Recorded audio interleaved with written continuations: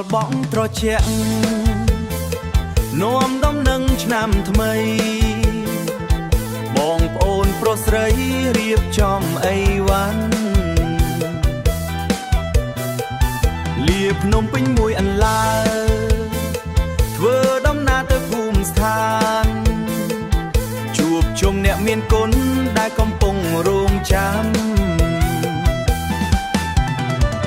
ឆ្នាំថ្មីលេងស្រុករំកន្ទ្រឹមឲ្យសប្បាយបំភ្លេចទុកទាំងឡាយឲ្យរលាយបាត់អស់ទៅ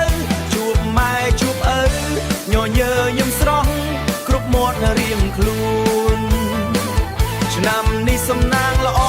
បងប្អូនយើងគ្រប់គ្នាដល់មាត់រប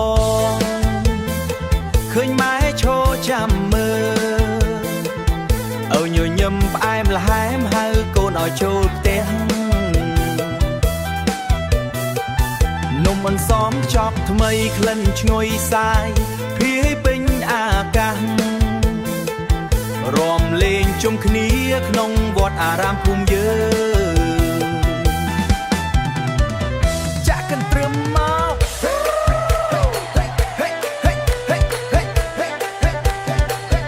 លើកដៃឡើងញីកែងជើងអបអរសាទរឆ្នាំថ្មីឆ្នាំថ្មីទៅលេងស្រុករំកន្ទ្រឹមឲ្យសប្បាយបំភ្លេចទុកទាំងឡាយឲ្យរលាយបាត់អស់ទៅជួបម៉ែជួបឪញញើញឹមស្រស់គ្រប់មាត់រៀងខ្លួនឆ្នាំនេះសំណាងល្អ